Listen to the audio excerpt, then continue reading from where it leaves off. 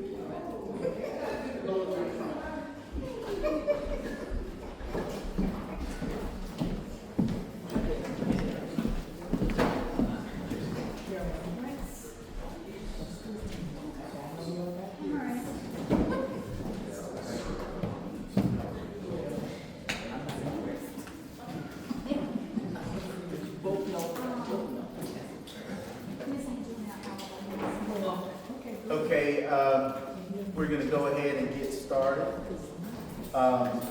We'd like to welcome everyone to the second information session for the Data Center 101. And really today is about doing things the right way. And I'd like to say today, I am the Economic Development, Marlboro County Economic Development Director. I don't think Ms. Sumter is here, but we do have a new interim county administrator, Doris Sumter. So she is not here yet. I think she's going to be on the way today. But I did want to introduce her. You know, we are here today because you, the community, have questions that need to be answered, concerns that need to be addressed, concerns like high water bills, high electric bills, noise, environmental effects, and jobs as a result of data centers. So we are here to address those concerns and to answer those questions. And I can promise you that we will hold the company accountable. We will make sure and ensure that they do what they say they're going to do. We're also going to ask them to give back to the community so we can have a hospital again, so we can have affordable housing, senior living facilities, and downtown development, among other things. I want to talk a little bit about the purpose of this meeting today. And the purpose is simply this. The purpose of this meeting is to provide residents with an opportunity to learn about data centers, receive an overview of Project Apollo, ask questions, and engage in open dialogue with project representatives, and receive the most accurate information directly from the company. I know that you've probably heard a lot of rumors. A lot of folks have said a lot of things. Taxes are going to go up. We're going to run out of water. When you turn on your faucets, mud is going to come out. There's been a lot of things that's been said. And so what we're here today to do is to give you, again, the most accurate information so you understand for your own edification exactly what the truth is. So with that being said, we do have Project Apollo, and I'm going to refer to this project as the code name. For legal purposes, we cannot disclose the actual name of the company. And I'll go a little bit further. The reason why is because if we disclose the name of the company, it's seen as an announcement. So that means the deal would be off. Now, Nothing has been solidified. This is not a done deal. This project may or may not happen. So we are in the running with every other county in the United States, every other state in the United States. They are considering the Southeast. But we are one of many. This is not a done deal. We have not crossed the finish line. But what I wanted you to do is be informed, and I wanted to let you know as your Economic Development Director what we have on the table and what is in the pipeline. Our data centers, the only projects that we have in the pipeline, no ma'am and no sir. We have 45 active projects that are very lucrative, that are looking throughout the county, food processing, manufacturing, distribution, and yes, data centers as well. So we have a very small team. We've been working very hard and very diligently to try to bring jobs and a better quality of life to Marlboro County. I want to tell you a little bit about Project Apollo. Project Apollo is a data center. And again, I want to mention as well that I want to make this disclaimer that this is not an announcement. And again, we will refer to this project as a code name. But the investment is 600 to 700 million, or excuse me, 600 to 800 million, 60 to 80 jobs. And we're going to get into a little bit about those job descriptions and the opportunities as well. I do want to address one other thing. I think in our last session, there were some comments that were made that there's no opportunities, there would not be any opportunities for local citizens. You will see in their presentation that that is absolutely false. I do want to remind everyone that the average wage currently in 2026 in Marlboro County is $20.67 per hour. That equates to about $40,000 per year. That's our current average county wage. So think about that as you see these numbers in terms of the salary range. The other thing I want you to keep in mind is in the very near future, both young and old and middle age, skills, increased skills equates to increased salary, increased opportunity. So the sky's the limit. If you work hard, then you'll get those results. Think big, you get big results. So you'll see that here with this project. So with that being said, we do have Project Apollo here, Craig and Rochelle, and at this time, I'd like to bring Rochelle forward and begin the presentation.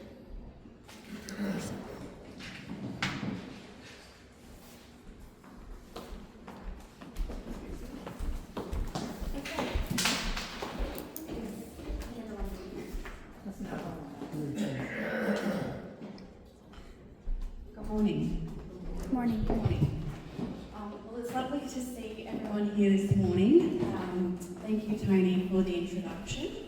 As you mentioned, my name is Rochelle, and I'd like to thank you for your time. We, as Tony mentioned, were here yesterday evening, and I'd like to thank those present today for their time yesterday and for providing a really great insight into how a section of the Marlboro County community is thinking, is looking at development, is seeking to understand, have questions answered. So it was a tough crowd, I'll tell you that, but it was a really productive evening and some really great questions were raised. On that, I'd just like to address a couple of housekeeping issues.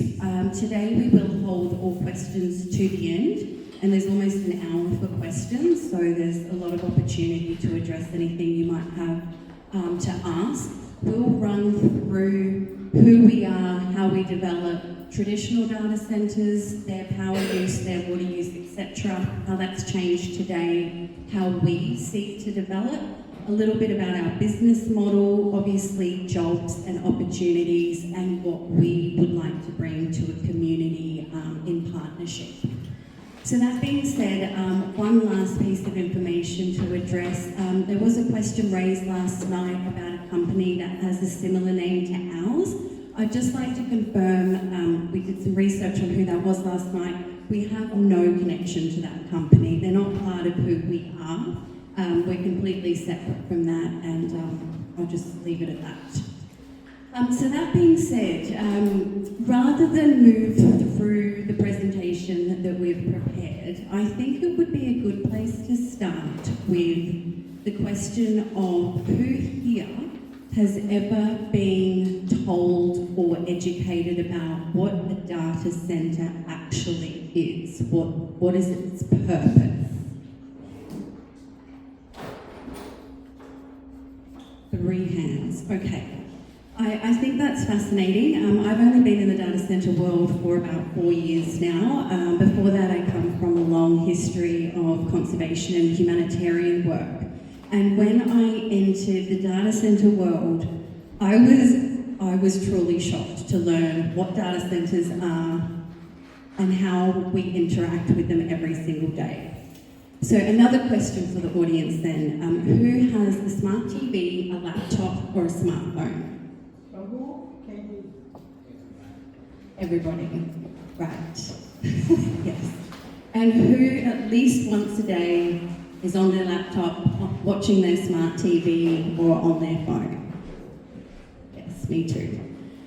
So almost all of the interactions that you're having, whether you're looking at your bank account, checking the weather, using GPS while you're driving, if you're a student, logging online to your student portal, online shopping, streaming from Netflix, playing games, sending emails, doing research on your phone, asking Google questions, all of those activities require a physical computer somewhere to respond to you.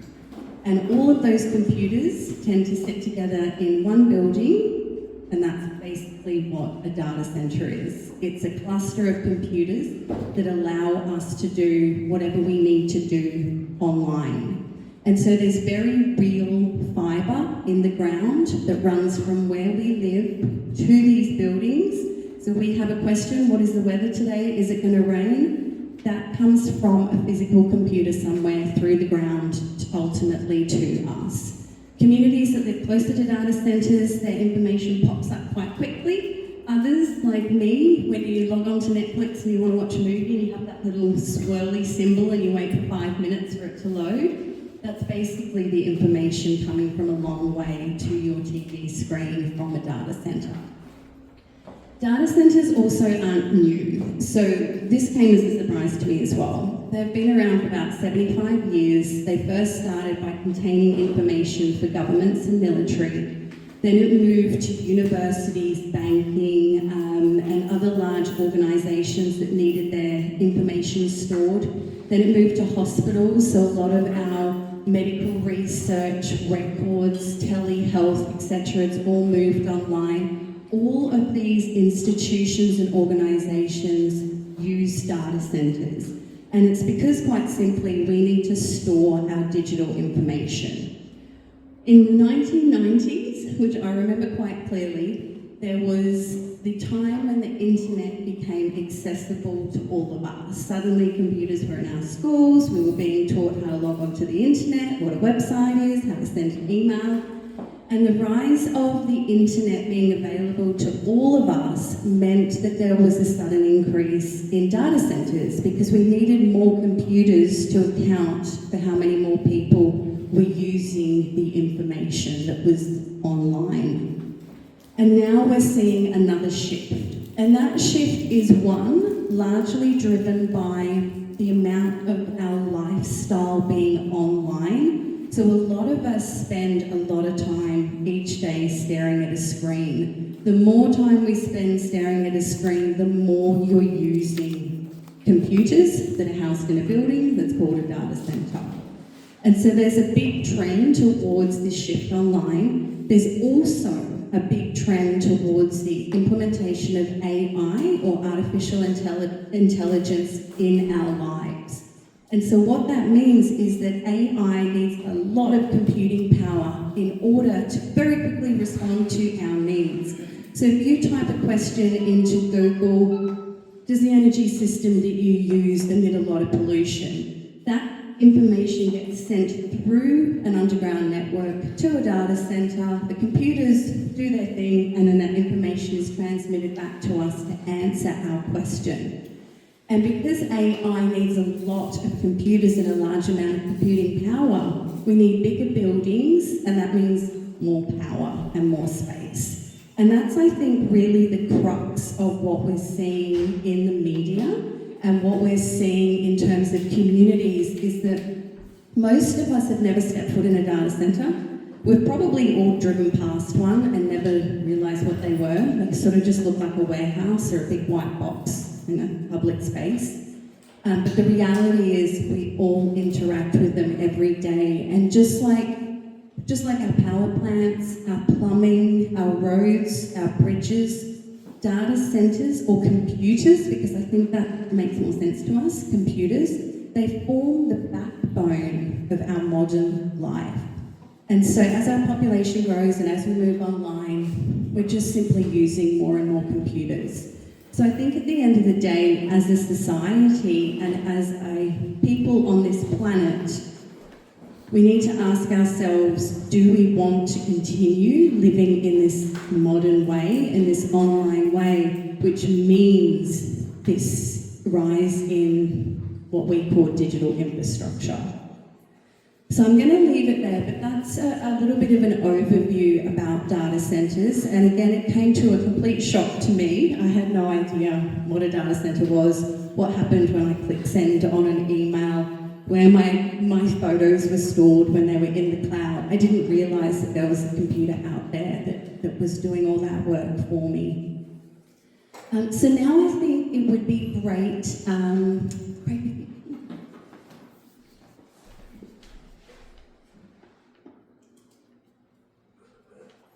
Okay, this is just a quick slide. It just basically shows you what I've moved through. So anything from sort of social media, any website you go to, WhatsApp, YouTube, Amazon, all of those.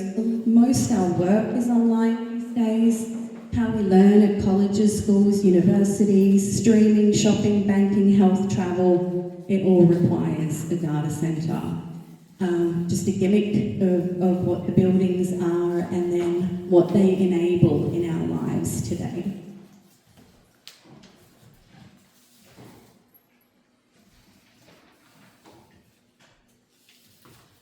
Okay, so I think the purpose of us being here today really is just to answer questions. As Tony mentioned, there is no formal relationship with Marlboro County in terms of developing or building a data centre here. Why we're here is really simply to answer questions, and I think, whether you welcome data centres into your county or not, it's always good to be educated about what they are and what it might mean. So I think what we might do before we tell you about a little bit about the way we build and who we are is talk to you about these, because I think this is probably going to address a lot of questions that might be in the room this morning.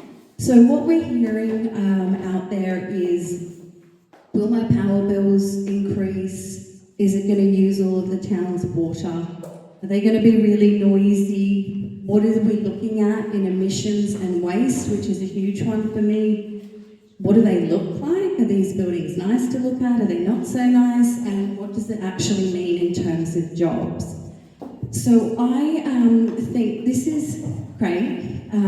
He's our wonderful technology officer. So I'm going to ask a few questions to Craig this morning and just sort of tease out, I think, a little bit of the history of data centres so that we can understand where some of these concerns are coming from, how that may have shifted today, and then how we as our company actually look at it. We have very strong sustainability and green principles built throughout our company and the infrastructure itself. We're seeking to set a benchmark in terms of how these buildings are developed and what that means for the environment itself. So I think it's an important distinction to understand that as we move into this next section, we're not simply talking about the industry at large. When we present on what the energy system is that will be used, this is us specifically. There's a lot of different data centers out there doing a lot of different things. So I think it's important to understand that not everyone's the same, that there's all different shades of red or yellow, and it's important to know that there are different companies out there doing different things and to ask the right questions if you're met with another company. Okay, so we'll start at the beginning. You may have to come over this board as well. So I think the first one is Craig. If you could tell us a little bit about water. Why is there the concern that the data center developments use a lot of water? Where does that come from, and what does it look like today, broadly speaking? Sure. Thanks, Rochelle. My name is Craig. Just a brief intro. I know Rochelle said that she's only been in the data center industry for maybe 4 or 5 years or so. I started my career in data centers. I'm an electrical engineer by training.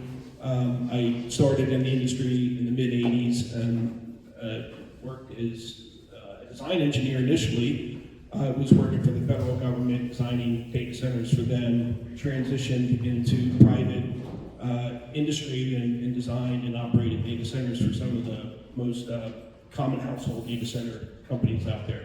Rochelle and I actually met each other working for another data center company, and Rochelle came to that company thinking that she could bring a lot of her sustainability initiatives there and do data centers the right way. She and I both, it didn't really happen that way, so we decided to exit that company. We started the company that we're working for right now with the goal of building these data centers the right way. And we're going to talk a little bit more about that throughout this presentation. So regarding water, when I was first in the industry, data centers used a lot of water. The reason why was that the systems that they designed evaporated water out of the system. Well, today, the systems that we're using are known as closed loop systems. So the water that cools the data center is put into the system one time, it's charged, and then that water is constantly recirculated over and over and over and over. And there's no evaporation. We actually don't want to evaporate the water because because of the way AI data centers work today, they're actually cooled by warmer water than they have been traditionally. And there's a lot of nuance and detail that we could go into, but the crux of it is that there is a closed loop system that is constantly circulating water over and over and over. No water ever evaporates from the system. The only time you may have to replenish water a little bit is if you do some maintenance. Let's say you expand the system and you need to shut down part of the system, discharge a little bit of water, add more water back in, but that's a very small amount of water. Thank you, Craig. And why do we need water in the first place? Like, why do we need to cool the data center? Sure. So many years ago, data centers were cooled by blowing cold air into space, just like you air condition your house. And that was fine for older generation computers, but with the onset of AI compute power, you've probably heard of the company NVIDIA. So they make these GPUs, these highly concentrated, power-hungry servers. They're not cooled by air, they're cooled by water. And so water is a much more effective heat rejection medium than air. So we have to have water in the system. That water is constantly circulated over and over and over. Thank you. And I think this is a really good point for us to talk about how we use water. So just to summarize, Craig, Traditionally, data centres use a lot of water. Some of them still do. Some data centres are being built under the ocean now. I think China has just done the first data centre under the ocean to keep it cool naturally, so it doesn't take in water. It just sits within a medium that retains quite a stable temperature. Today, data centres are using a lot less water. There's still companies out there that aren't doing things necessarily great, but I think this is a good point to talk about just how differentiated we are, and that we also use air cooling, natural air cooling, as much as possible in the building design, so that the computers, which heat up a lot, are able to stay cool just through our natural cycles on this planet, as well as water. Yeah, I mean, just to sort of, I guess, close the closed loop discussion on this. These servers that are in these data centers, as I said, are cooled by water. So that water that is circulated through the system, it's not cold. It's not cold water that's 45, 50 degrees that was typical many, many years ago. That water is actually approaching 100 degrees and even warmer. So what does that mean? That means that we don't really need chillers. You might need what we call trim chillers on very hot days to bring the water temperature down a little bit, but so they're much more efficient. We don't need to really spend much energy on chilling that water because we really don't want to chill that water. So I think that closed the loop question. We can have We're good. questions to the end. I'm sorry. Sounds like you're filibustering. When you say little water, how much is a little water? Well, that, Depends on the size of the data centre. So I the know that. bigger the data centre, the more water you need to charge the system for the first time. For a data centre of approximately, let's say 28 megawatts, because that's what I'm going to show you a rendering of a building in a moment. That's the size, 50,000 square foot building. I'll let you answer the questions. Sure. For that data center that was shown in that image, that's approximately 50,000 square foot building, 20 megawatts of IT load. The amount of water in that system is about 300,000 gallons. So if you think about the size of anybody have a residential swimming pool at home, about 15,000 gallons or so, 20 maybe. So it's about 20 swimming pools full of water. Charge the system one time, and it's recirculated over and over and over. Now, when we first put the water in the system, you have to clean out the piping. There's sludge and different construction debris that might be in the piping. So we actually circulate that water through one time, and then we replace that water with the permanent water that's used for cooling.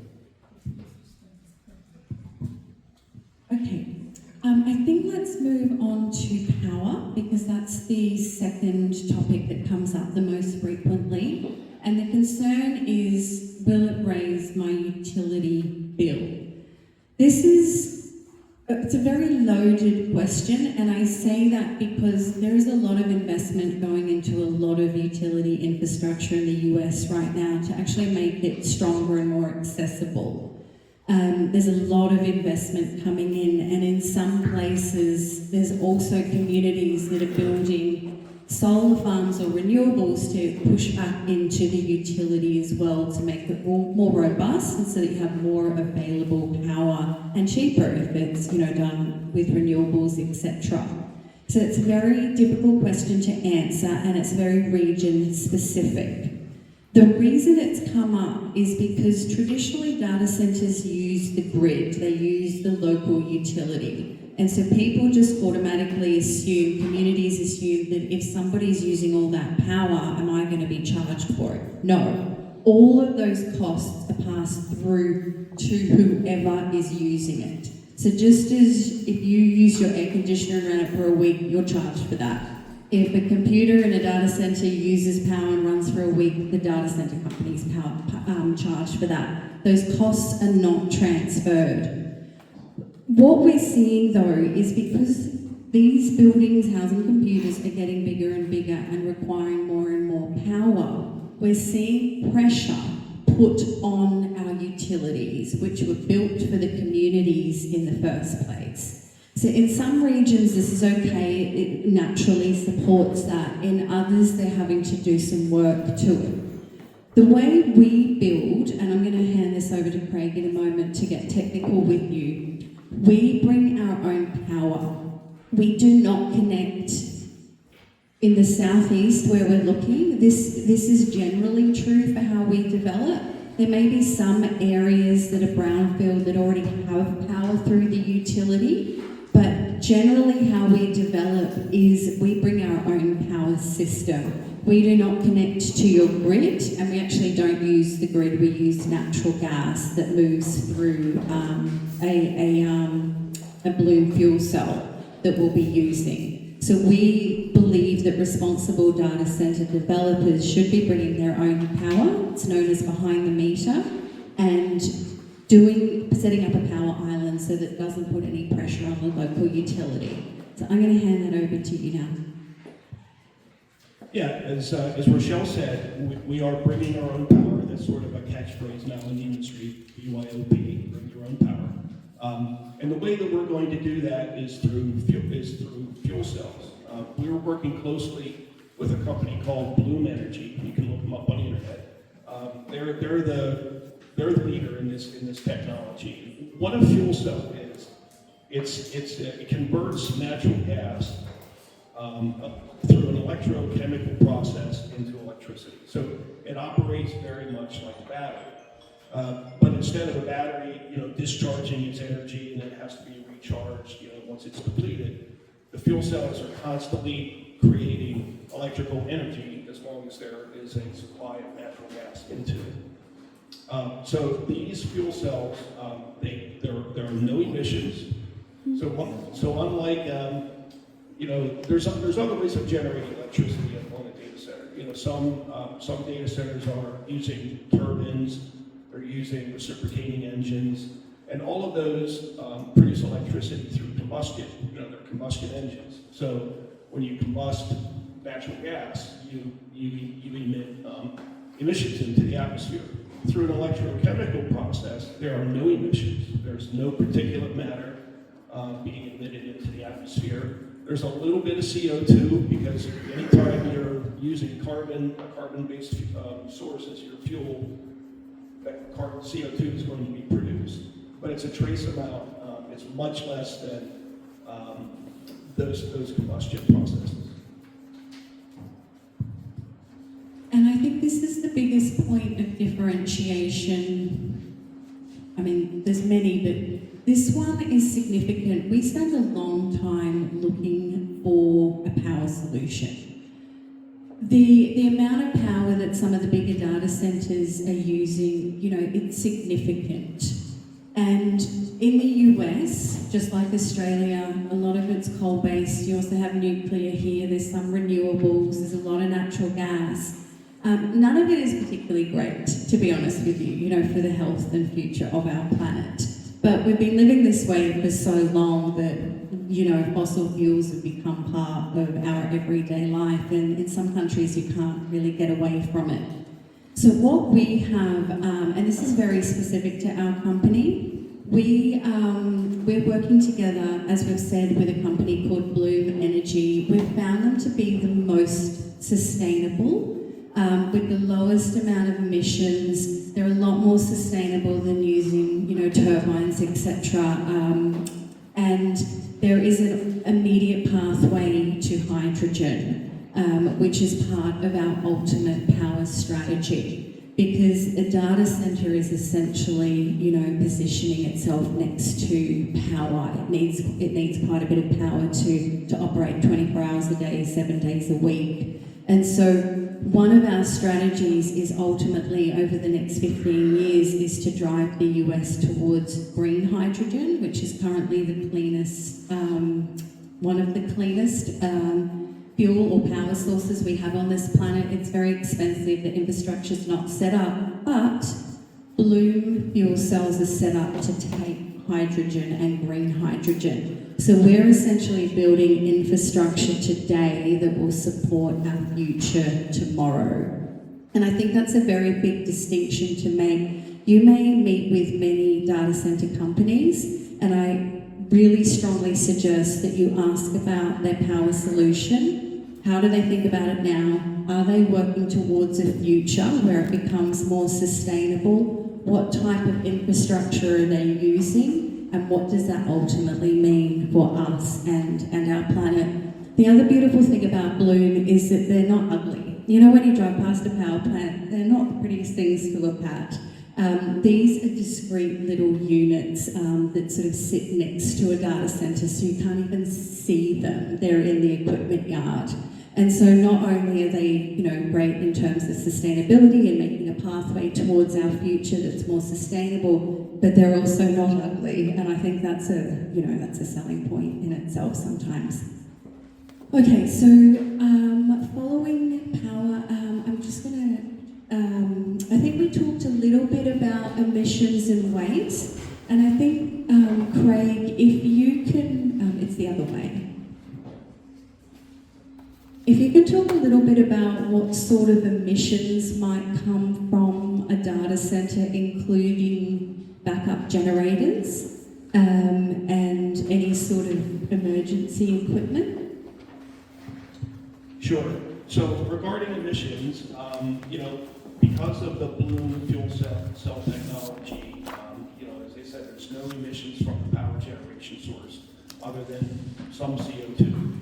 So no particulate matter, no NOx, no SOx, none of those sort of nasty things that you hear about through the combustion generation process.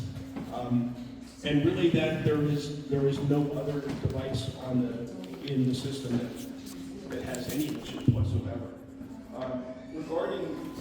Regarding waste, there have been some questions about electronic waste, like what happens to the servers in the data center at their end of their useful life, or what happens to the Bloom fuel cells if you have to replace one. Well, all of those devices contain a lot of very valuable components. So nobody's going to take those things and throw them into a landfill anywhere. There are certified recyclable companies that take those devices. They take all the valuable elements out of them and reuse all of that for other devices. So there's zero emissions, zero waste. And please, again, this is specific to our companies. So if you meet with the other companies, ask these questions as well, because they will differ. And then sound mitigation. I mean, Craig, why was the question, I guess, have data centers historically made a lot of noise? They're historically speaking, data centers could be noisy, depending on the type of equipment that is cooling the data center or powering the data center. The Bloom fuel cells are very quiet. Their decibel level is in the 40 dB range. The other noise-producing equipment that you would find in the data center would be the cooling equipment. So there could be cooling towers on the older data center technology, but what we're doing is we're replacing that technology that evaporates the water with dry coolers. So the dry coolers have fans, so the water, as it circulates through the system, the colder water, which is about 100 degrees, cools the data center equipment, and it returns back through the system, and it gets heated up by the servers, probably 20 to 30 degrees. We have to cool it back down, so it goes through these dry coolers, which is just a series of, it's like the radiator in your car, right? It's water that kind of circulates through cells, and fans blow over that to cool it down. So you have a little bit of fan noise. I think we're somewhere around the 65 dB range for the fans. But the way we lay out our data center responsibly, there's a lot of things you can do to mitigate the noise. And the most common way to do that is locate all the sound producing equipment the furthest away from any property line. You can also put sound buffers in, ground mounts, noise abatement walls. So, when we design our data center, we will be adhering to whatever the noise codes are for the area. And the way you do that is you model it. So we'll model the data center using AI. We'll be able to take the plot of land wherever it is. We're able to plot the data center on that building, locate the equipment where we think it should be, and then taking all of the noise data that we know about the equipment, we produce a noise model. And if it exceeds a certain level at a certain point, well, then we have to adjust and work that model again. And eventually we'll come up with a solution that works. Thank you, Craig. I can see some eyes glazing over a little bit. I think what, in summary, older data centers did make noise just due to the equipment. Today, very little. And again, we're very mindful of that. And I think the way we set out when we were first invited here to speak with you and answer questions was to think about how would we feel if a data center was coming to our community? What questions would we have? How would we hope that they would think about the community? What values would we want them to stand for, etc.? And so we not only have that in mind here with you, but it's also how we build our data centers. So if a company like us came into my town and delivered this, I honestly would feel quite comfortable, and I have exceptionally high standards. Not only in terms of the data center itself, in terms of the equipment that we're using and the companies that we're looking to partner with or do partner with, we also design them in a way that's beautiful. And I think that is not done really well in many countries where you have industry that is also built for beauty, not just the infrastructure itself. So we include living green walls on the building. They also serve a purpose as well as vegetation for pollinators and insect communities.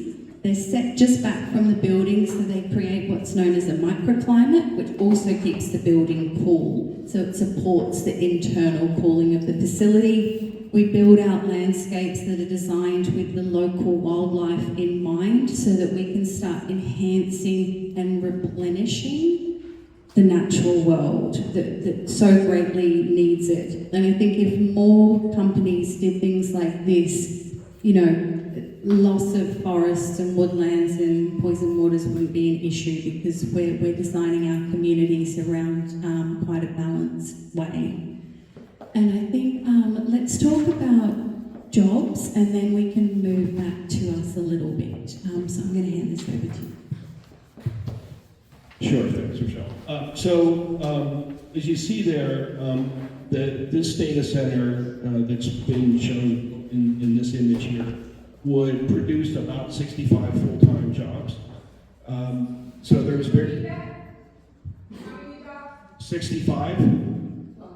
65 long-term full-time jobs. And those jobs, there's a wide range of what those jobs are, and we have a slide. We'll get into that, I think, a little bit later. But just in just raw numbers, that's the type of employment that we would be looking at here. Now that's full-time, long-term after the data center is up and operational. During construction, there could be hundreds or possibly even 1,000 jobs for a period of about 2 years while the data center is being constructed. Oh, here we go. So this slide represents the types of jobs that are needed in a data center, and we've categorized them into 4 different tiers. So tier 1, these are the entry level type positions. You can see the education and training that would be required, typically high school diploma at a minimum, trade school, a technical certificate, some sort of apprenticeship, or military experience. One of the things I want to say about military experience, you'll see it repeated here, and it probably should be on every single one of these tiers. The data center industry, not just us, industry-wide, loves veterans, loves people with military experience. The reason why, when you're in the military, you're taught to work as a team, and you understand what mission critical means. Data centers are mission critical facilities. They can never go down, and everybody has to function as a team to keep the data center operational. So I just kind of wanted to point that out. So tier 2, technical specialists. These are people that probably have gone on to technical school, maybe have an associate's degree, a licensed tradesperson, and again, they have some military technical training. This would be somebody with somewhere between 2 and 7 years of experience. And what do they do? Well, they're the critical facilities technicians, the electrical techs, HVAC techs, network technicians, so the people that are taking care of the fiber optic network inside the facility, a field service engineer. That's probably somebody that's actually not working for the data center, but maybe working for a vendor who provides field services to us. UPS technician, generator technician, fiber technician. And you can see the salary ranges over here. So I forgot to mention for tier 1, these roles are paying anywhere between $21.63 and $28.85 per hour, which translates to $45,000 to $60,000 per year. The technical specialist salary range is $33.65 to $55.28 per hour, which is $70 to $115 per year. Kind of moving up the tiers, tier 3. Now these are the professional engineers and the technical leaders in the data center. So these are typically folks with a bachelor's degree in engineering or perhaps computer science. They might have professional certifications, professional engineering license, or other certifications. These are people that have been in the industry a little bit longer, 5 to 15 years. The type of roles: electrical engineers, mechanical engineer, network engineer. You can read them all here. AI platform engineer. Basically, these are the folks that are making the critical decisions and guiding the engineering teams on the site. These roles pay $57.69 to $105.77 per hour, or between $120,000 and $220,000 per year. And then finally, we have the executive leadership. So this is going to be a few people at the data center. This is going to be the site director, perhaps the director of operations. It's somebody that's been around a while. They have 10 to 20 years experience. And the salary ranges for these roles are $200,000 a year to $300,000 a year, and that's $96.15 to $144.23 per hour.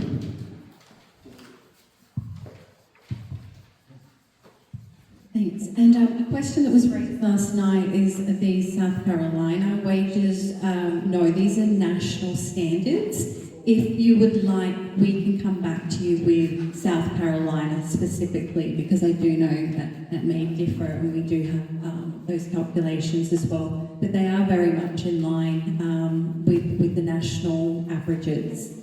So I think this is a great point to say, how does any of this relate to you? What does this actually mean, and how could you or your children or friends and family, if you were interested and motivated, move into any of these roles? And so part of our business model includes an investment of 2% of the project cost that goes back into the community to a project or projects of your choosing. One of the programs that we'd really like to work on with the county that we end up working with is to work with a local technical college. And what that would mean is we would start working quite immediately to develop a curriculum that enables students and those going on into college after high school to start navigating these pathways. So there's some very lovely, strong partnerships that are within this community. I mean, just the fact that we have this opportunity to speak to you today. I've never been part of a community where there was public consultation for anything like this. So I think Marlboro County is you're very blessed to have this open space. And as part of that, we would seek to partner with the county and the technical college so that we can develop, whether it's trade-based or whether it's more sort of technically based pathways to facilitate training of, for want of a better word, the next generation that's ultimately going to end up having a lot of opportunities to work within the technical industry per se. That's something that I know is very welcomed from your local technical college. They have a lot of interest to support that. So, you know, what we could do is even in high schools start some of those trade-based training, gain credits that you can then take through into the technical college itself. And so ultimately our goal is to hire from the community itself, first and foremost. And there's not many communities anywhere, and I'm not talking about Marlboro County, I'm talking about anywhere in the US that has, you know, everybody's ready and skilled to go and work in one of these centres. Everybody's going to need training of some sort, and so if we start now, we're actually going to be building the next generation of workforce that is going to have a lot of opportunities, not only potentially here, if there are centres here, but also throughout the US. And so whether or not you open your doors to a data centre itself, I would strongly recommend that you advocate to your county to implement these programs in your local technical colleges, because if the jobs aren't available here, they'll be available somewhere. And so it's just really upskilling, being ready for an industry that's on our doorstep and thinking about it now so that we're ready to go. Do you want to add any of that? Yeah, I'll just add one other point on what Rochelle just said. I was born and raised in Pennsylvania.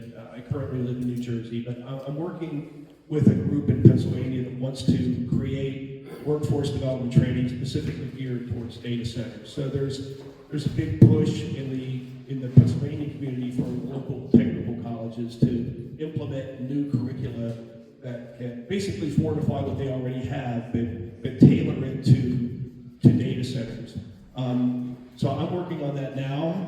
If we are fortunate enough to work in this community, you know, we would love to bring that here as well and work with the technical colleges. I just wanted to add a few words. So I also wanted to say that these tiers are going to translate to certifications. So if you look at tier 1, 0 to 3 years of experience, we're going to identify the pools of talent. One thought was to name them in terms of eagles. So bronze eagle level would be tier 1, tier 2 would be the silver, tier 3 would be gold eagle, and then the top level, tier 4 would be a crystal eagle. And so that way we can identify those pools of talent, not only for the data center, but all of the industries that's looking to locate to the community. As an economic development agency, we're also going to work on a database or CRM. So that database would, as an individual, would have your resume, it would have all of your credentials on it, and what you're qualified to do. So when that information is sent or requested by the company, they understand our talent in our community. So I just wanted to add that's forthcoming in working with the technical college. So those certifications will be very important. So you may not necessarily have an engineering degree or an IT degree. You may be working somewhere else. And, you know, I'm a strong believer that skills transfer.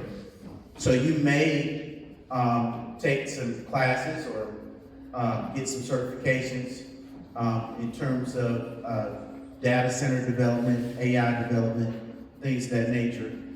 And those skills will transfer and make you more marketable so you can get that job that they're talking about. I'm not trying to open up a question. I can't see where that tier 2 is, that say 2 to 7 or 3 to 7? 2 to 7. Okay, thank you. And do you have a printout of the slideshow? 'Cause I mean, So because they're an active project, we will not be giving out any information in terms of slides, because we don't want to jeopardize the project. This is an active project that has not been announced yet. So I do want to, remind everybody of that we are still in the running with other communities. So that we won't be giving out any information, any slides. Thank you guys for your time. Thank you.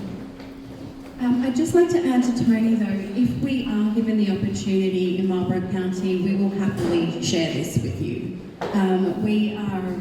We have to sort of abide by county rules and regulations at this stage, but we're happy to share this with you, most certainly. And I think before we go to questions, I'd really like just to take a moment, and I know that your time's important, and I don't want to sort of add too much here because there's a lot of information that we shared, but something to understand is that, or consider might be a better word, is that not every company is created equally. Not every company in the same industry, for example, and I like shoes, so I always think of shoe companies. Not every shoe company has the same values and ideologies and wants to do things in a responsible manner that sort of has, the greater community or planet and environment in mind. And that's a real differentiator for us. As I mentioned at the start of the presentation, I'm only recently new to this industry. I was trained as a wildlife biologist. I spent many years working with communities and endangered species. And a lot of that ethos from the non-profit world is what's being brought into our business model. And being able to use a for-profit model, being this particular business and company, to deliver what non-profits could only dream of, to be quite honest with you. And so whether it's us or whether it's another company that you speak to, just understand that there's very many different shades of red, yellow or grey, and to keep asking those questions and to really do your own research beyond AI. I think from what we saw last night, AI might not necessarily be the best. AI might give you a good starting point, but then go on and read journal articles, media articles, scientific articles, blogs from people who've worked in the industry to really sort of get down to the truth, to be honest with you. Go beyond the noise and seek to find out the truth. And so I think on that note, Craig, unless you have anything else to add, but thank you very, very much for your time this morning. It's honestly been a pleasure being welcomed into your community to at least answer some of your questions. And I think on that note, we'll hand it out to questions. And if you can please stand, say your name and just confirm that you're from the county as you ask a question, that would be great. Yeah. And the other thing I want to mention before we get started, please ma'am and please sir, let's be respectful of each other so we can listen to the question and the answer. I would encourage everyone not to talk at one time so we can hear the question that's being asked and the answer to that question. Okay, my name is Sharice Hopkins, and I am a resident of Marlboro County. I also do work in Chesterfield County, and I think this may be a question to county leadership rather than you guys. So, I appreciate you for bringing this here so we could get this presentation. However, I think you've seen, I wasn't here last night, but I think you've seen that there are a lot of people in the community that are not sold on the data centers. Chesterfield County, our neighbor, has called a moratorium on data centers. Is that something that Marlboro County will consider, being that many people in the community want to get more information, and this company just told us we need to get more information?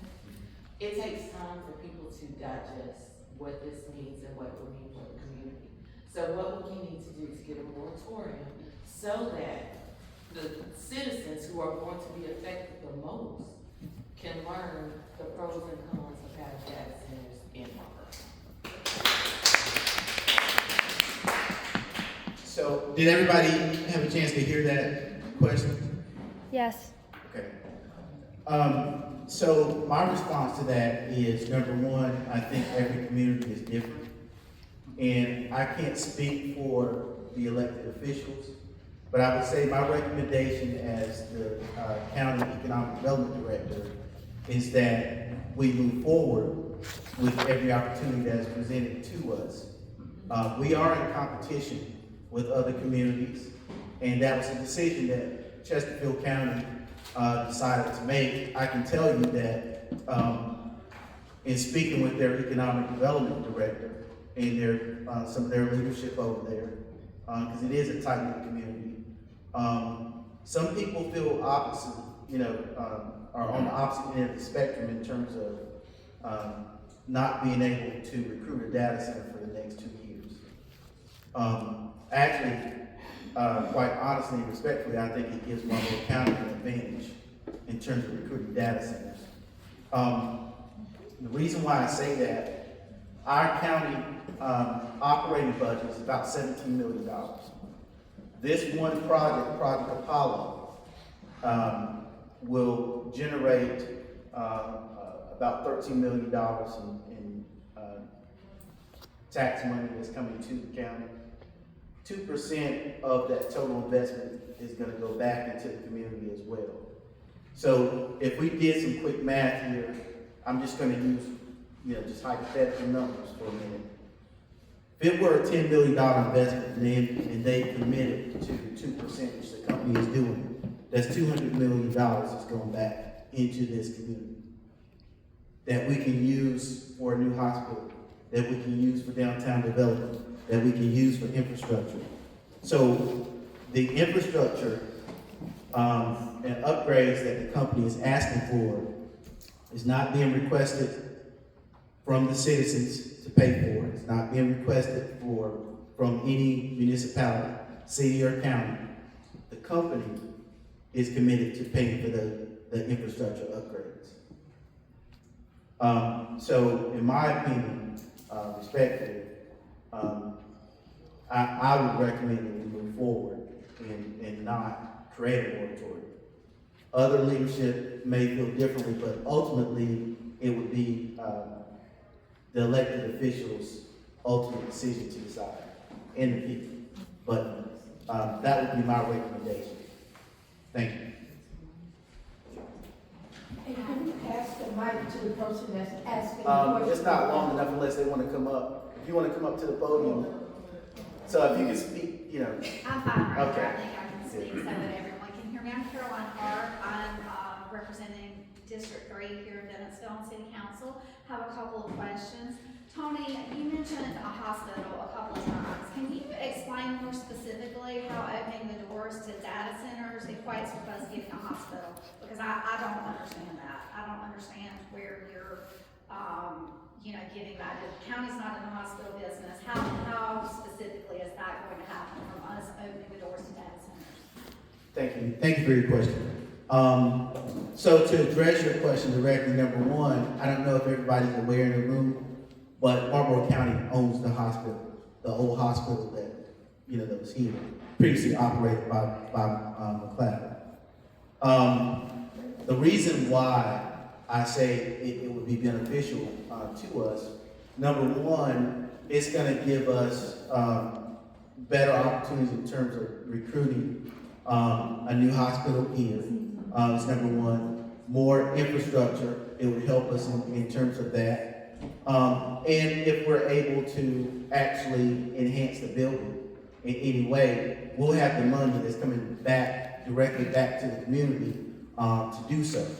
So this company, the data center, Project Apollo, is injecting money back into the community directly from the initial investment. So that is the reason why I said something about hospitals and affordable housing and those major initiatives that are important to the community. so we can work on those things, because that 2% injection is coming back to work on things that are important to the citizens. Can I ask another question? Can I just add on to that, just really briefly? Thank you. We had an opportunity last night after, I guess, quite a few left to talk to some of the residents of Bennettsville. And this is a slightly different take, but from what we understand, it's a declining population out here. It's sort of, people are leaving for jobs or general local migration, what have you. And so a county or anybody's ability to invest in infrastructure is generally based on tax revenue of the residents. And so I think whatever industry comes in or business comes in, it's going to contribute to that. Data centers also, we didn't mention, during the construction phase for something like this, you're looking at 1,000 to 2,000 jobs. So there's going to be a boost in hotels, in restaurants, in an injection back into the community just through the construction itself. It's also going to bring people into the area, which gives sort of the financial and motivation to be able to re-establish, critical facilities. And I should add that most hospitals have a data center attached to them. They all have their own sort of facility now because it makes more sense for them. So if you're bringing a hospital back in, you're just inevitably going to have a small facility attached to that. Thank you. I had another question. You guys mentioned the noise level, that you would adhere to the current codes that are in place already. I'm curious, and I, see a problem there because I think myself and other citizens see issues with enforcing basic ordinances we have now with noise. We have issues regulating things like barking dogs and loud music, so I don't see how we're going to regulate the noise level at a data center. I could certainly foresee that being a problem. And just the general regulation, I could foresee that being a problem. We're not doing well on simple things like animal control, so I don't know how at the current level we're at, that we think we're going to be able to regulate something like this. Can you speak to that, Tony? Yes, and thank you for that question. Everybody hear that question as well? Yes. Yes. So to answer your question directly is, we will put clawbacks in place in terms of the agreements between us and the company, the county and the company, through our economic development attorneys, to require the company to uphold those standards. That's number one. Number two, we have an existing industry that's here, AAC East. Everybody familiar with that company? They make the concrete panels in the industrial park. Well, they make a concrete panel that could be used to actually insulate and reduce the sound. But to answer your question, and it reduces it by at least 50%. But to answer your question, that will be done through agreements, and they will be held to that agreement and that standard. If that agreement is violated, then there are consequences and remedies in that agreement. Does that answer your question? Thank you. Let me go right here. If you could stand and state your name, sir, where you're from. Sylvester Woods, lifelong resident of Marlboro County. I guess I still have questions about the technical aspects of the data center before we start talking about how much money it's going to bring in. But you mentioned, what you say sounds good as far as being somewhat self-contained with your energy and so forth. So you mentioned that your power is you're going to be completely independent of the local power structure. Well, when you say gasoline, natural gas, excuse me, where will that come from? How will you get it? So, let me speak to that. We have the infrastructure in place currently throughout the county for natural gas. Natural gas, water, sewer, fiber optic, broadband, high-speed internet. So we have that infrastructure currently exists right now throughout the county. I mean, how much natural gas would you? We would be bringing in our own pipeline. from, From Carolina Gas Transmission, not from the county, not from where the county is, but from the Transco gas line. okay, and as far as the water goes, that would be coming from local water sources, or you build a tower on site, or? Well, so the water in the data center, it's a one-time fill of the system. If the local municipal water supply can provide 300,000 gallons to us, we'd be happy to buy it from them. If they can't, it's common in a lot of data centers that are built way out, in very remote areas, that they truck that water in. So, I mean, that's an option. We prefer to purchase the water from the local municipality if they have it available. But if they don't, we'll truck the water in. Do you think that would be one-time purchase, or? Well, it'd be a one-time purchase of that quantity, and then any water that would have to be, I mean, we're still going to have restrooms, we're going to have, those kinds of things. We are going to need water, so we will be purchasing water from the local municipality for those uses. And the other question would be, have you all discussed upfront payments with the local government as to how much they'll be getting and so forth? When you refer to upfront payments, what, could you be more specific about? Are they just gonna give you some money upfront before they start? Yeah. So, And are no incentive packages have been put together. What this is just a discussion concerning the concerns that the public has. So we haven't put together an incentive package, so that discussion and has there's not been had. no negotiations of rates for energy consumption or anything like that? There's been no discussion, there are no limits? There has been discussion from the company about our capabilities here and capacities, but that's been the limitation of those discussions. You can stand and say your name. Hi, my name is Catherine. I go by Kat, and myself as well as my 6-person family household are all citizens of Marlboro County. My question is essentially regarding the sound. You guys had mentioned yesterday that it was no louder than a conversation. I don't know if you're a mom, Rochelle, but I have 4 kids. I think anybody knows, and conversations end. An ongoing 24/7 conversation would drive just about anybody mad. But in addition to that, my concerns are also about data published in bioacoustics essentially proved that continuous industrial noise exceeding 60 decibels, which you guys say your max is 64, destroys wildlife foraging efficiency and creates sensory danger zones that force native species to completely abandon their habitats.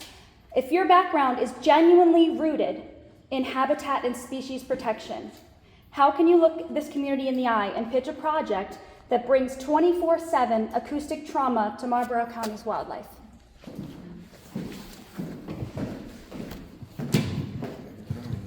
Thank you. Lovely to meet you, by the way. Thank you. So, I don't know if anybody here, there's a recent movie, yes, I am a mother as well, and the conversations can be... So you understand.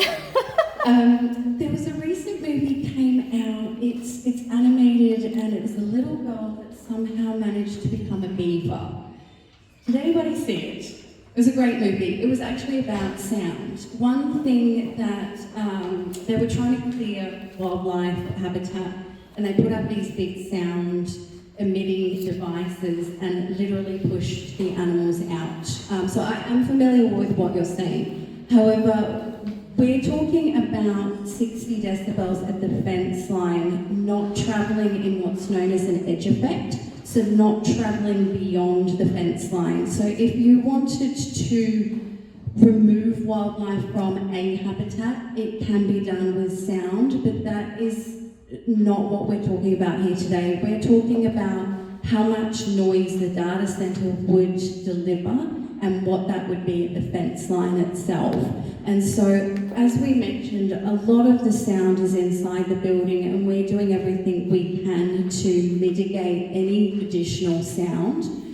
We're also including wildlife habitat on the site, and I, from my own background, don't have any concerns that the pollinator gardens that we're putting in or the green living walls will be affected by the sound that's coming out of the facility. Can I add an additional question? Sure. It's tied to that, if it's fair. Well, you mentioned the bees and the pollinator gardens, but research published in Current Biology proves that bees deeply rely on acoustic vibrations to communicate and navigate. This noise destroys their foraging efficiency. They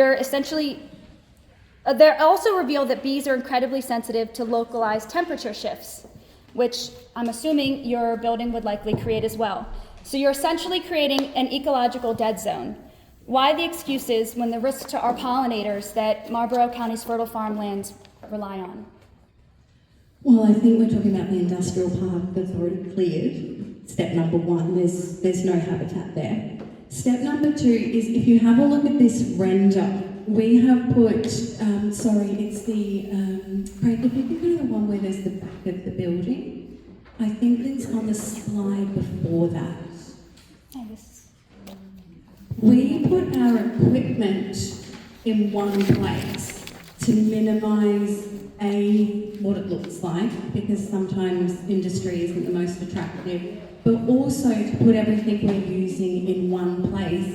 I'd also like to say that there's not many businesses out there that consider anything like this. And so what we're doing is a huge step beyond what is existing today. And so the fact that we're considering pollinators, we're considering butterflies, which is critical to the health of our ecosystem, and looking to restore areas that are currently, just sort of open green space industrial park, I think is a benefit, at least from our perspective. So thank you for your question.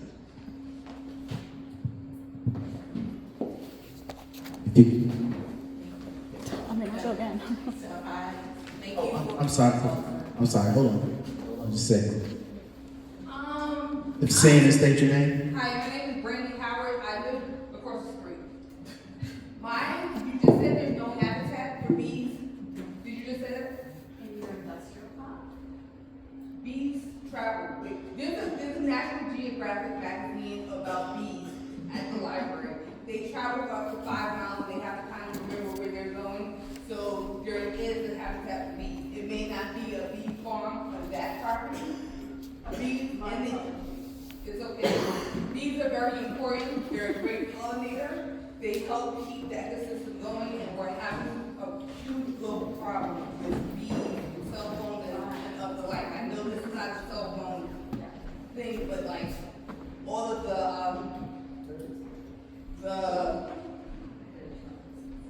electronics and the stuff that emanating are causing bee populations to die.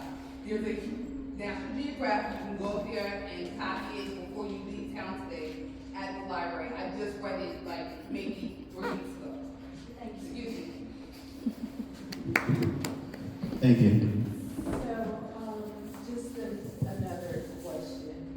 As we talk about how data centers will affect the wildlife here in Marlboro County, let's ask the question that is most important in my opinion. How's it going to affect the people in Marlboro County, where we have an elderly population, we have a lot of health issues in this county.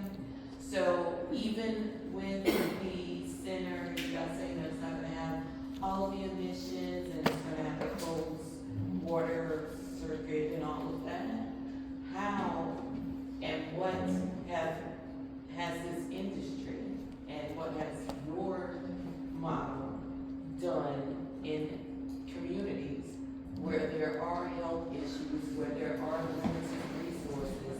What are the effects that it's had on the people who live here?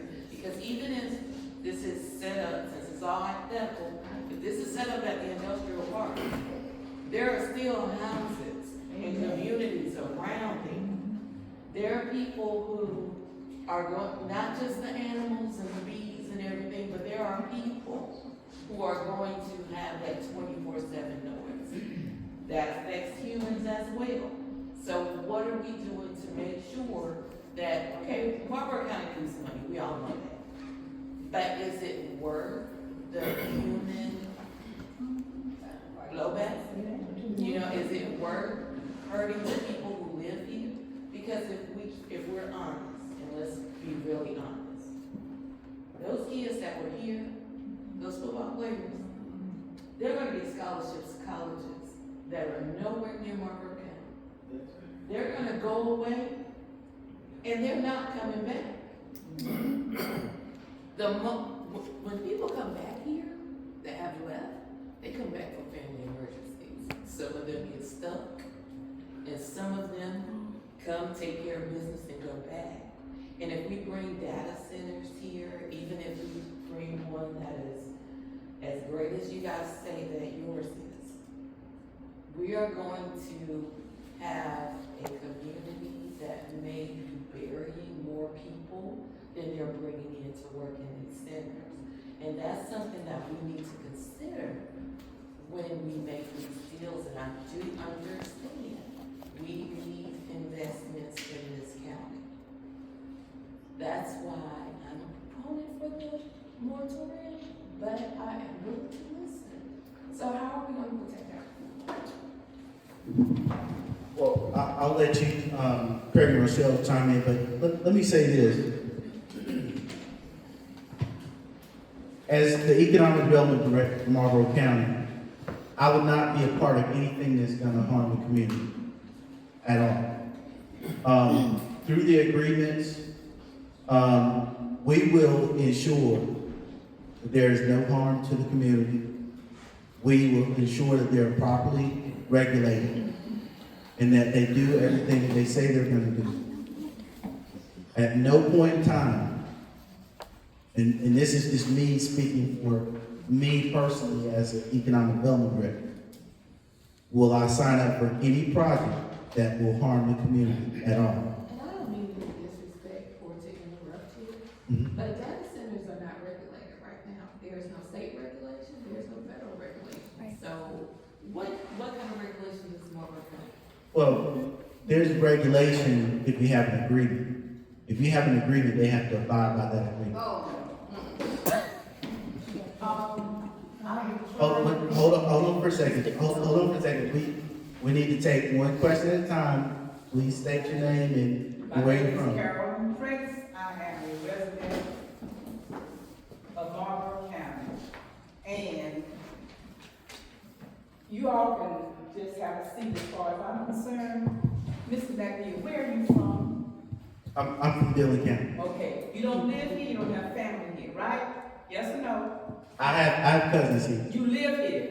I don't live here. I live in Dillon County. Okay, now, my position is how irresponsible you have been to the citizens of this county by not having a session with your county council members who don't know, a nonpartisan group to come and do the pros and cons before you have this parade for us and dangle money in front of people's lives. That's very irresponsible, and I'm very disappointed. And I've been told, be quiet, don't say anything, but I can't help it. The truth is the truth. County council, city council, and other people should know beforehand you make a deal or proposal for a deal that they can walk away from anything they want to sign once they've got enough money to move on to someplace else. If you will Google how many data centers there are, the more they have AI, they need more computing. So they're looking for poor rural communities that need the money. We need money because some of the decisions county council have made have been irresponsible and a bad use of our money. So now you're trying to solve our financial problems by bringing a group like this here to contaminate our environment. It's very irresponsible, and I'm very disappointed. So your county council members, I think there may be one here, maybe she left or whatever. But they don't know. This is new. I've been doing the research for a year and a half. And you wanna bring them here now? Okay, got you. You need to ask your county council members to have a non-biased presentation to them so they know the pros and the cons. It's not about the money, it's about human lives and our way of life.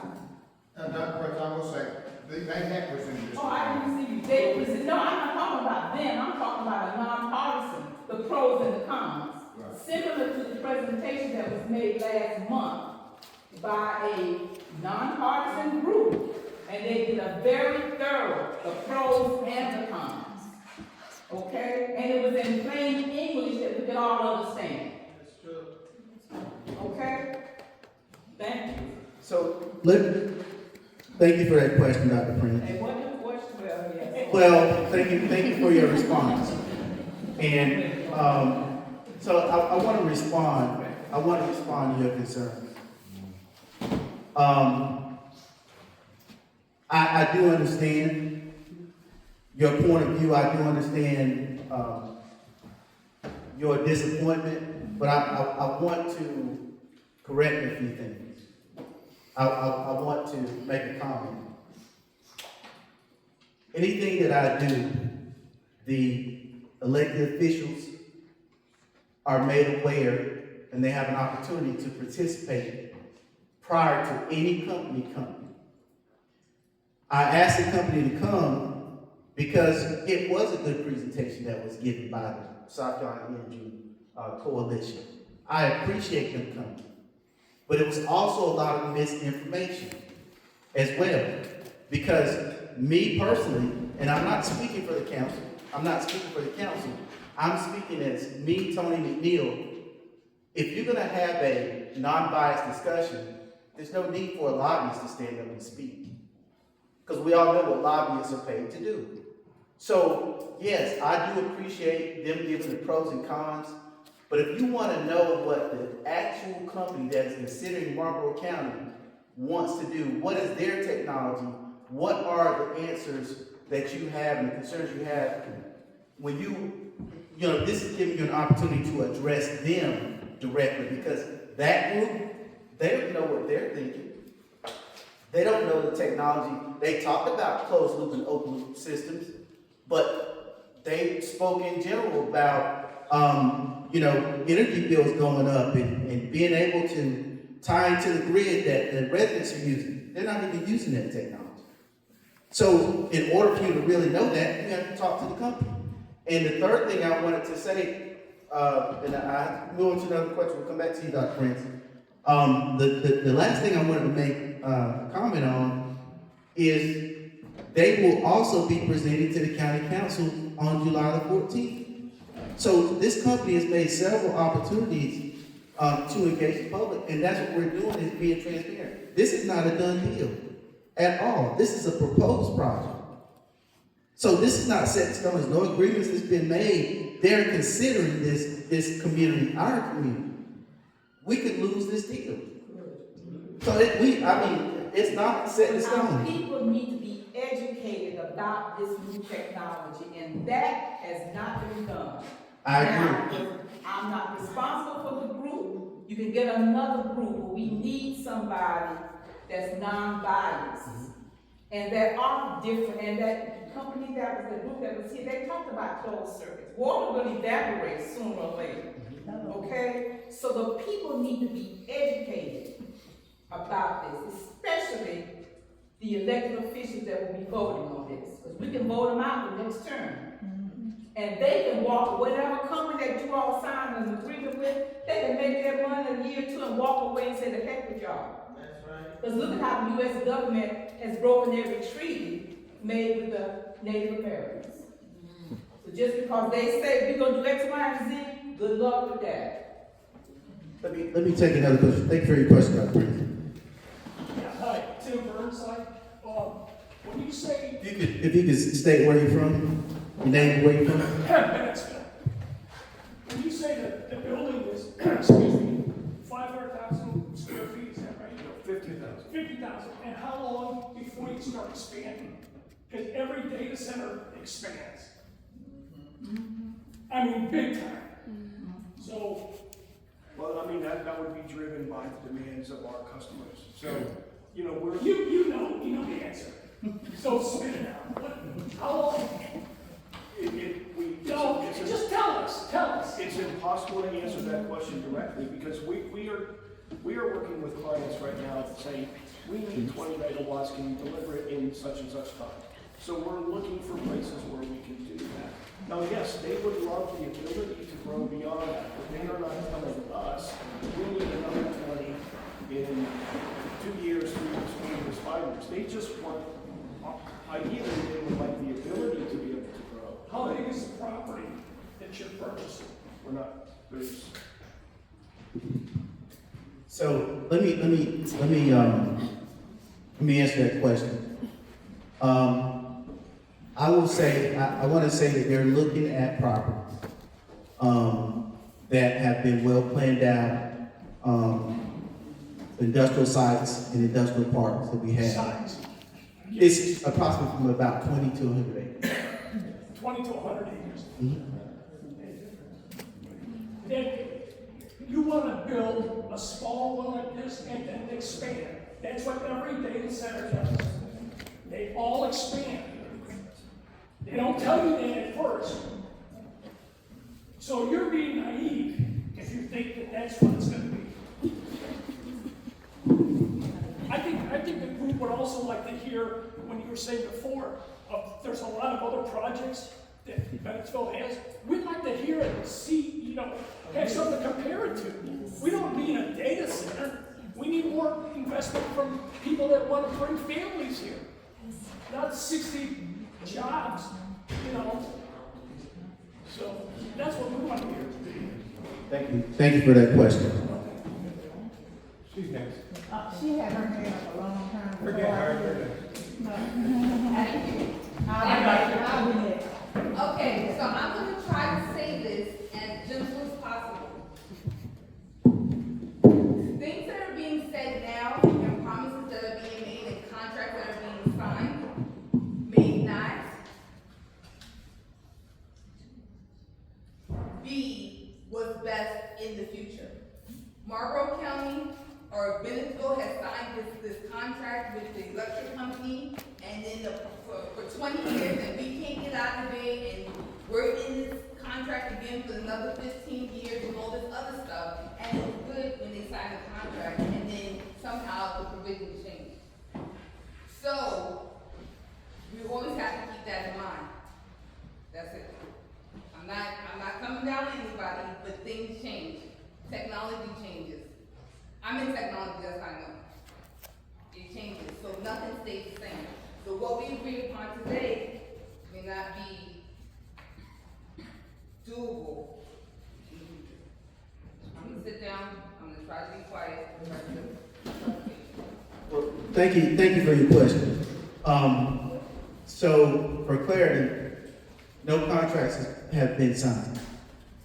No incentive package has been developed. I'm saying when the contract is signed. I know no contract has been signed now, we're still in the preliminary stages. I'm able to keep up. I promise you I am. Okay, thank you. Thank you for the question. My name is Anthony Balfour. I'm from Bennettsville. And before I start my question, we did some good homework last night. We were much better prepared today. Did the presentation better. Okay? You look You're right. very sharp in your industry. Okay? I like the way you revamped it. You kept going from zero emissions to a little carbon dioxide. If it's a little carbon dioxide, it's not zero. No, it's not. Okay? So carbon dioxide, it's very dangerous. It's very dangerous to humans. It can affect your kidneys. It can affect your liver. It can affect all parts of your body. And another thing, if they're planning on putting that thing in the industrial park, with all of the land in Marlboro County that has nothing around it, that makes zero sense to me. And you talk about jobs, we have about 650 jobless people here, and you're gonna bring something here with, from what he said last night, probably not gonna even be 60 jobs. And looking at that presentation, the only ones that we're gonna have from Marlboro County is tier 1, because even if you get the education that you need, you gotta have 2 to 7 years experience. It's gonna take you 2 years to get the degree, so you're not gonna be qualified to get the job. So only tier 1 jobs will be available for people in Marlboro County. And then somebody asked a question last night from Marlboro County. They looking at the southeast. Why? Because we got the ocean right there, and we got the PD River. They couldn't go to Marion County because of so many, Florence and other counties would be affected so much. Marlboro County is a poor county. We have a low education rate. We have 60% people with bachelor's degrees, 3% with over bachelor's degree. The majority, we have, what is it? I got it in here. 25 or 30% of people 25 years and older don't even have high school diplomas. We're a poor county. They throw $2.5 million. How far is $2.5 million going to go? It's not going far. And you talk about a hospital. A hospital is not even on the county council's agenda. They talk about putting other kind of stuff in that building. You know, you don't know. The county council make their decision about what they're going to do with money. We can't say we're going to get that. So throwing that stuff out there to try to say what you think we want to hear, so that we'll go along with the things that you want. So you're going to come, and the evaporation. So of course, I went home and did some research last night too. So the closed loop, it used 70% less water. It's still using the other 30%. It's just going to take longer for them to drain all our water out. And then what are we going to do? And I got probably plenty other things here, but you guys want to hear your response to that. I think I'll leave the technical stuff to you. I guess it's important to understand that this is life and that everything's constantly changing. And we're simply here today to provide as much information as we can through our own lens and our own life experiences. And so we're not magicians. You know, we'd love to be able to come in and say, we'll give you all the jobs you want, we'll give you all the money you want, but unfortunately on this planet, that's not really how life works. And so if we looked at this as more of a collaboration rather than a sort of, and I'm talking about this as Rochelle, not with my data center hat on. If we looked at this as a collaboration of, this is the community that we have today, and we'd like to keep our youth here. We know that technology advancements, whether we like it or not, are part of the future. How can we build our community today that takes advantage of the future? And you're right, there's probably more tier 1 jobs here today, but in 5 years, 2 years, 1 year for some of it, your high school students will gradually be able to start working up into, honestly, what are some of the better paying jobs in the US. And it also gives them the ability to move and travel, because you can work in a lot of different countries, not only the US, with these sort of roles that are in, whether it's digital infrastructure or what have you. And so I understand the sticking point. I'm very protective of my own community where I live, and would be very, I think, concerned if there was a data center, and there actually is one not too far from us. But I think it's also important to understand that we're, every moment by moment is changing, and we're growing into our future. And so if this is sort of here, how can we leverage it? How can we work together? How can we maximize what is in front of us? And whether that's a data center or other industry or what have you, but I would be thinking about what you want to deliver to Marlboro County for the next generation, and how you might want that to look. And if a company was to come in, it was genuine in their intentions and wants to work with your technical college and actually uplift the population around it, you know, those are the sort of partners that you would want. And I'm not saying that that's us or that you would want that to be us, but those are the people that I think, if it was at least me, that I would want coming into the community. Because at the end of the day, you know, we're all in this together. I'll hand it over to you. Yes, I would would like to address your comment about the evaporation. So, I didn't say that already. well, you said that you lose water through evaporation. Yeah, leaks, that was last night. Leaks and, when you refurbish it, accidental, redoing it and all that, and you told us last night it was a one-time thing. You told us today it's two, because you do it to clean the system, and then you fill it up again. Yeah. So that's 2 times. That's And right. like I say, leaks and every so often, you have to redo the water. Well, okay, so on those questions, you do have to purge the system. So once you construct all of that piping, there is construction debris that's in the pipes, there's sludge, there's other things. So you have to clean out that piping, so you run that water through at one time. But there are technologies out there, and I'm working with a vendor who does this right now, where they bring trucks on site, and they can actually run that water through the system, get all the nasty stuff out, run it through a filtration system that they bring and sit in the parking lot, clean all that water up, and send it right back into the piping. So that's one way of eliminating the need to basically do that 2 times. But is that what you're gonna do? You said it can be done. Is that what you're going to do? We would love to do that, sure. But that's not a yes. I'll put it in my basis of design. So I'm responsible for the basis of design for this data center. And if the county feels that that is a responsible thing to do, we'll do it. And you still got the leaks and corrosion over Well, there. so leaks, I mean, hopefully we don't have any. If you're properly maintaining the system and chemically treating the water the way it's supposed to be, hopefully you never have to,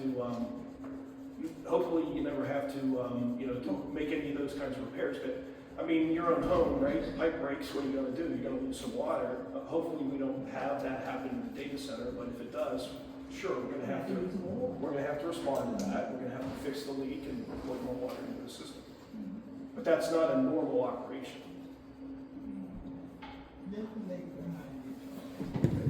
Thank you for your question. I don't have a question. I have comments. If you could state your name.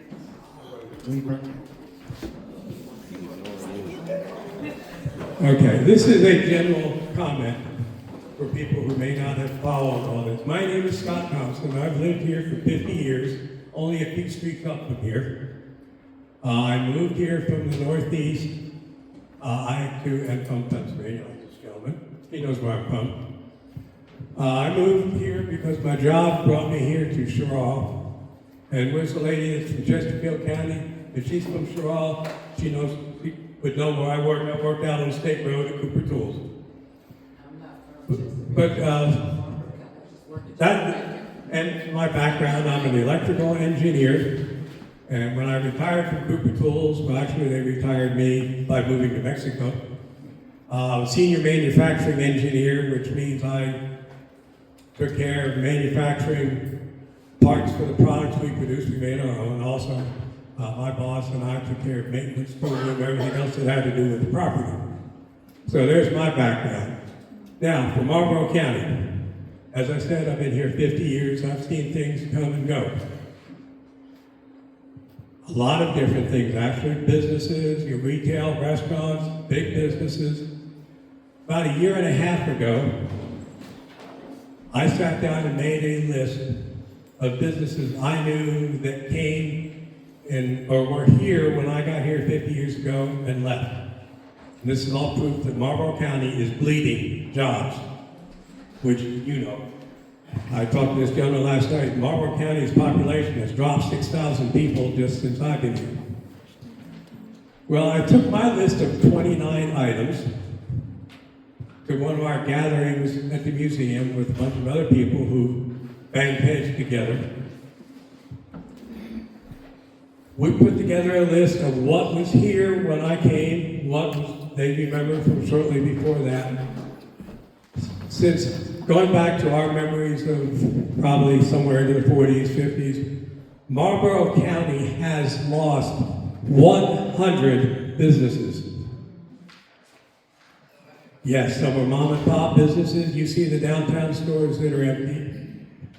Bigger concerns such as Essex Wire was here. They had 2 plants, they're gone. Delta is gone. And you know, how many others like that? You have automotive dealers, you have gas stations that aren't here, grocery stores that aren't here. Everybody is leaving. Whether it's a data center or something else, we need to bring businesses and jobs to Marlboro County, where 10 years from now, we won't be here. So something has changed. I'm for the data center. I'm, far enough along, I know what it does. We had all kinds of electronic equipment where I worked. Our computer system, our CAD systems, I installed some of it. There's nothing to it. As far as noise, and that was what I was asking about this lady back here. The Kurtzhals plant on State Road had a chilled water pool system. We had a 160,000 square foot plant, fully air conditioned, with a 400-ton chiller. And as far as emptying it, we did it once in 27 years. So it's not something that frequently. There's a cooling tower outside of it. This is how systems like this work. Had two 25 horsepower fans on the side facing Arrowhead Park. If any of you grew up with that, right? Well, they're not there anymore because now it's an American Stainless warehouse. You could not hear those fans from the front door of the building. That's how quiet they were. Inside the building, we had 5 50 horsepower air handlers. You didn't know they were running unless you were standing next to one.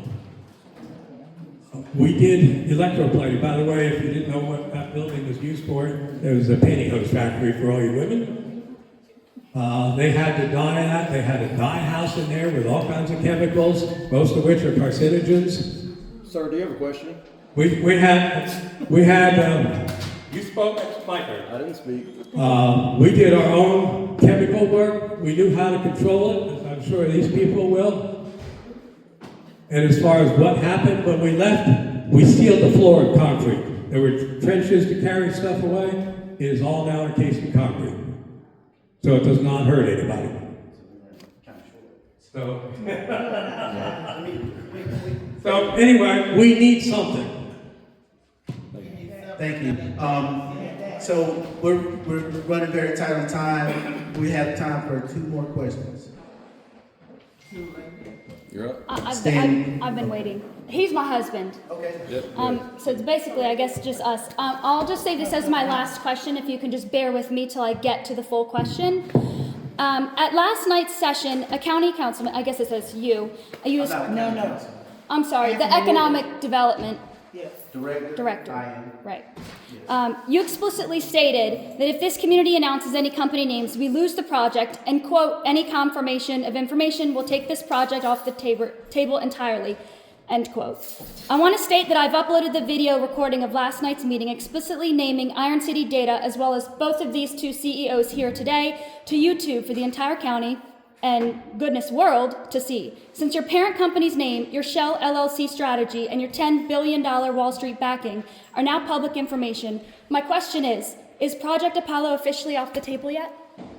Well, firstly, I would say to your comment, from an economic development standpoint, I cannot confirm or deny what you're saying.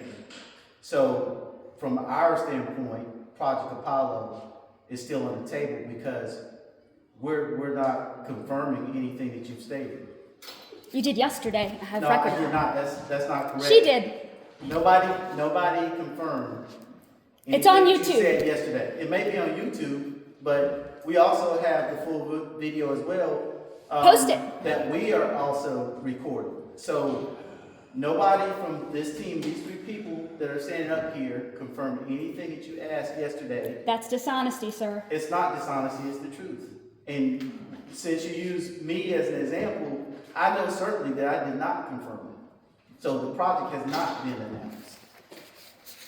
Okay, so under the South Carolina FOIA Act, economic development projects are merely exempted from public disclosure. The law gives you the option to hide it, but you don't have to. So why do you choose to keep secrets from your own voters? If the law gives you the freedom to be honest with us, why are you still choosing to hide the identity of Iron City Data from the taxpayers whose land, water, and peace that they want to use? So the law also says, if you look deeper into the economic development statutes, that if a project is announced, the community cannot offer that project any incentives or agreements. So if it's announced, then we could not provide any type of incentives. Okay, incentives for the company. Yes. Just like you tried to do with the last one to slash their 10% taxes down to merely 4% sales tax. I'm sorry? Just like the last one with Marion County, you guys had already tried to push an incentive that was slashing their taxes from 10% down to about 4%. So I can't speak for Marion County. I represent Marlboro. I'm sorry, Marlboro County. It was Marlboro County Project Infinity was the one I'm speaking of here in Marlboro County. That was last year in December of 2025. What company was that? I don't know the company. You guys hide it. Code name. Code names. Was it announced? I don't recall. Okay. That wasn't pertinent to me. If the project is an active project, none of that information will be disclosed. The only time a project, the public is given information about the actual name of the project is if the project is no longer active or it's announced. So those are the two instances in which we will provide the actual name of the company. That project is still an active project. It will still be referred to as the code name. So thank you for your question. Yes. Michael Ballard, I live in Marlboro County. You said this thing will use 300,000 gallons of water per day? No, that's the amount of water that is filled in the entire system. What about to what? Oh, I'm sorry. Go ahead. One time. One time. Two times. Well, let's go back to this one. How much water will it use per day on the low end? The only daily usage of water usage of the data center is for restroom purposes and things like that. That cooling system does not use water from the municipal water system at all. To create the hydrogen, you don't use any water? Nope. So let's. They have to go back to recycling. I'm sorry. We're. Okay, one more question, and then we're out of time as far as questions. Is there a fee in lieu of taxes agreement on the table to incentivize this company to establish the data center here? No, it's not. We don't need to give them incentives, they need to give us incentives. So, we are just about out of time. Councilman.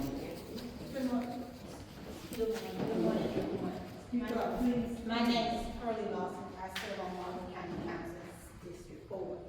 And about 3 weeks ago, we had I initiated and it was very good.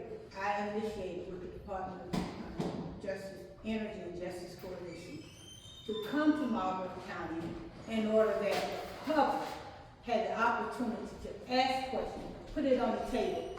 And with your company here, Apollo, thank you for coming. But the citizens do need the opportunity, not with a company or anyone, as Mayor Prince said, former Mayor Prince said herself. When people have the opportunity to hear directly in plain language what a company is, they felt better about that. There were about 70 residents there. And not only did they do that, they also provided the flyers, gave you a chance to ask questions. I'm not here to condemn your company. I'm just here for the truth too, because people really need to know. You attended that and you sat quietly, and I noticed that you too decided that, well, I know companies need to offer educational, something to bring something to tie Northeastern Tech involved. That happened with another company, with a solar company. These companies have come to this county, and lately they've been saying we'll tie an educational component. But only thing I'm saying is that company was not there to lobby. They were not there in Marlboro County to lobby for anything. They were here to make sure that the people in Marlboro County or any other county knew exactly what to ask, what to expect, and that's why a lot of people are so knowledgeable now. That people start doing their research, and that's always what's missing in Marlboro County. Most times the citizens do not know what's on the table until that third reading, when they have to vote on it at the third reading, and a few people may come out, but it's the third reading. No matter if this project or any project comes on the table, it is the third reading. And Mayor, you can attest to that. It is, and you also, it is the third reading that those it's gonna take 5 to say yes, or 5 to say no. That's the bottom line, for anything to pass in Marlboro County. That's right. Thank you. Hey, let me just say one thing, that I don't think anybody's addressed. Marlboro County has no workforce. You know, Oak River Mill, at one time, it was like 1,000, 1,200 people. When they closed up, there were only 200 people from Marlboro County. Everybody else, and it was only like, I don't know, 350, you know. So our workforce, we do not have. And, you know, I hear people saying they want manufacturing. Man, if somebody came here and hired 1,000 people, they're not coming here, because you're not going to get 1,000 people. They're going to go bankrupt. Not only that, the water usage that a manufacturing plant is going to hire 1,000 people is going to be a lot. I mean, it's going to be, the runoff and all that is going to be a lot worse than anything like this. I mean, at worst, is cooling water that's going to be put back into the system. But, I mean, what Oak River Mill was doing, I mean, dyes, I mean, how many chemicals do they have? And all the plastics they have going into that's a lot of stuff you have to get rid of. These guys are really proven to be green friendly. Bloom Energy, y'all know that's a publicly traded company. It's fuel cell technology. Is the future. I think the bad rap that these data centers got is from the early stages of this thing, where they started using water, straight water, just to cool it, then they would put it back out. But technology is advanced. 65 jobs, that's nothing to, I mean, you know, stand it, because, you know, 1,000, we're not going to get a big, contract issues can be, done on the front side, and that can be handled. Let's see, what was the other issues? I mean, that's pretty much that I have. I want to add. They're looking at 100 acres of land, okay? And they're looking at 100 acres for a reason. When they get that thing on 100 acres of land, it's gonna be worse. So we are out of time. We do want to thank everybody for attending. Hopefully you have a better understanding and some answers to your questions and concerns.